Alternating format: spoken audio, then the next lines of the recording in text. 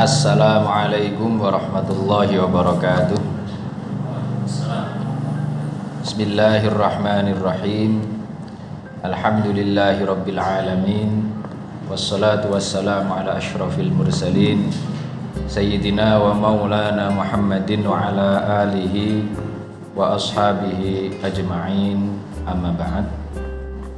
Al-Fatihah.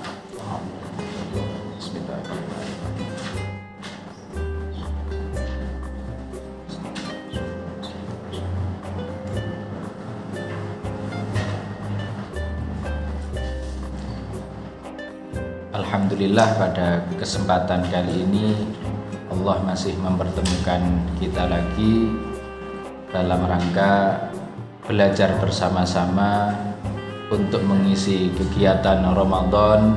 Semoga Allah menerima semua amal kita, memberkahi puasa kita, dan kita harapannya mendapatkan barokah Lailatul Qadar bersama. Amin Allahumma amin.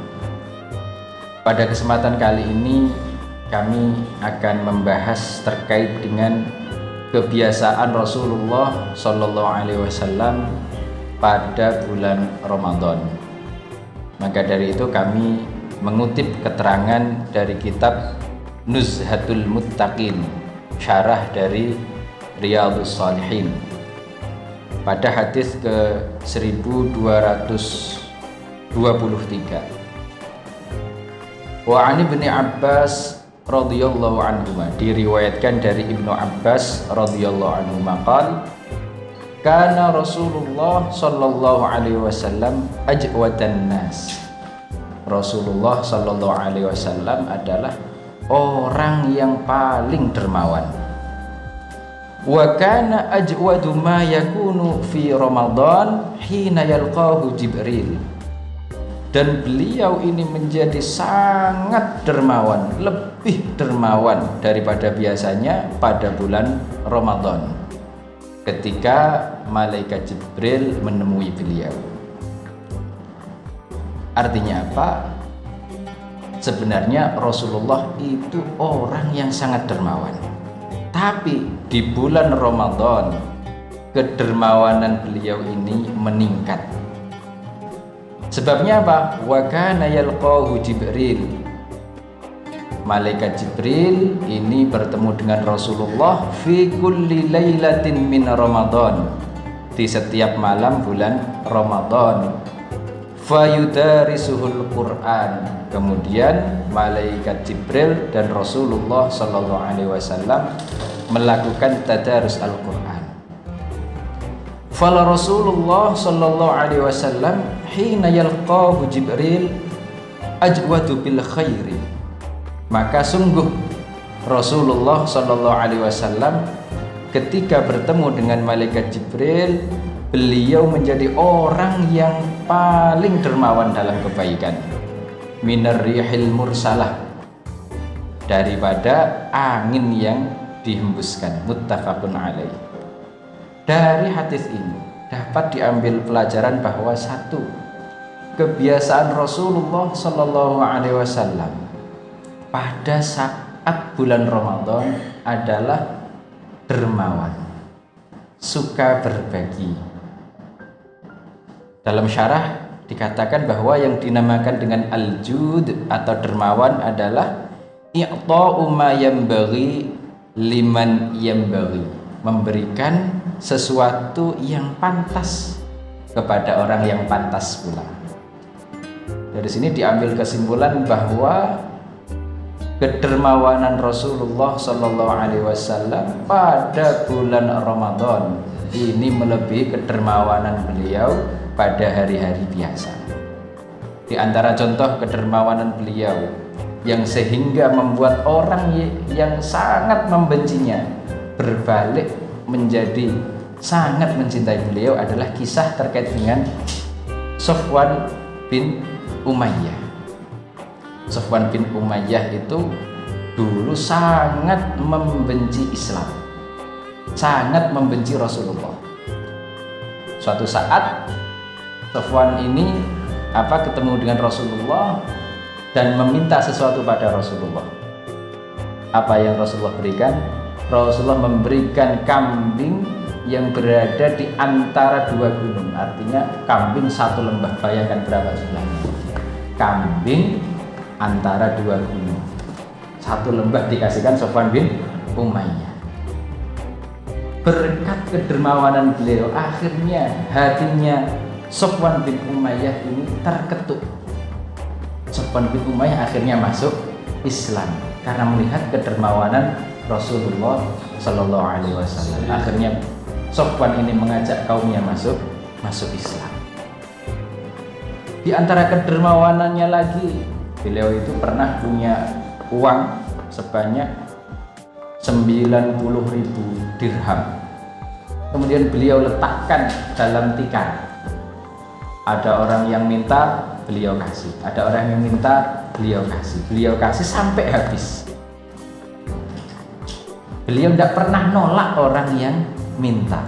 Masya Allah, luar biasa kedermawannya Rasulullah Shallallahu Alaihi Wasallam. Mungkin ada orang yang bertanya, loh itu kan bagi orang yang punya, Pak. Nah, kalau kita yang tidak punya, jangan khawatir.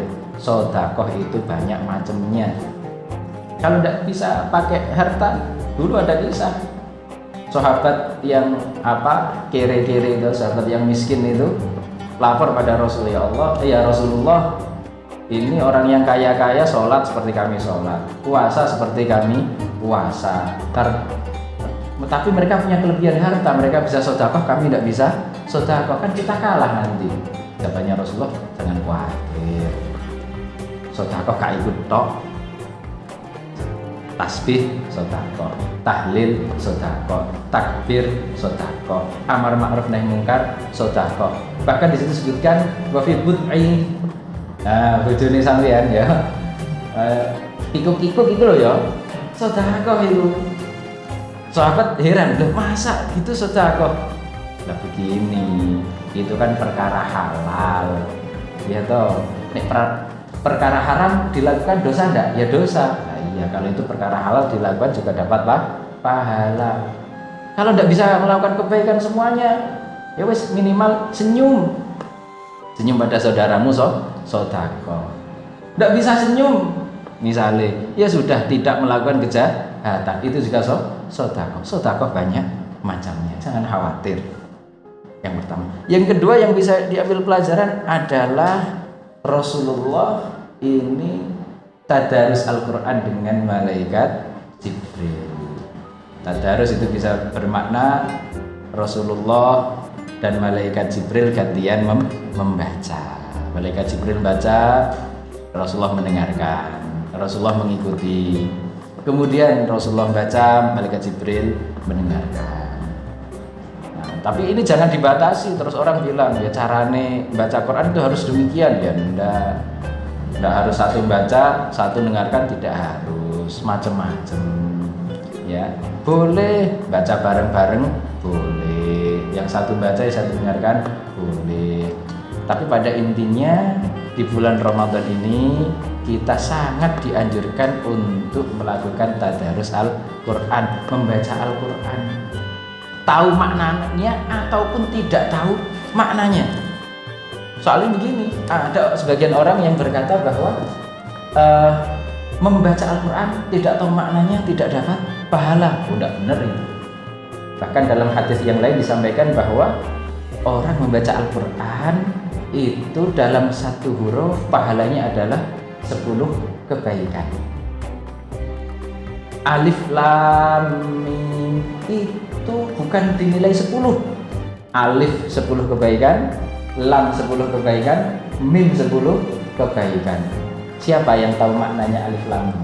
Termasuk ayat saja. Lihat, orang tidak tahu maknanya, tapi Kanjeng Nabi bilang apa? Dapat pahala. Min nas sharih, ya. Artinya apa? Baca Quran, tahu maknanya ataupun tidak tahu maknanya dapat pahala. Sejak kecil belajar Al-Quran, baik. Kalau sudah tua gimana? Baik. Ya, belajar Al-Quran tapi kesulitan, dapat pahala. Dua lah di pahalanya. Baca Qurannya dapat pahala, kesulitannya dapat pahala. Isin Pak, ngapain malu? Rasulullah itu belajar Al-Quran usia 40 tahun. Kami miyem iki masih tua-tua lagi belajar Quran. Rasulullah belajar Al-Quran berapa 40 tahun. Pak kok mboten khatam-khatam? Rasulullah khatam Al-Quran 63 tahun. Tidak ada masalah. Rasulullah khatam Quran 63 tahun, mulai belajar Al-Quran 40 tahun. Loh, Masya Allah, luar biasa. Jadi harapannya di 10 malam terakhir ini kita berusaha meningkatkan kualitas ibadah kita, perbanyak sedekah, perbanyak membaca Al-Quran. Demikian, itu saja yang dapat kami sampaikan. Semoga bermanfaat. Kurang lebihnya mohon maaf. Wallahu a'lam bishawab. Assalamualaikum warahmatullahi wabarakatuh.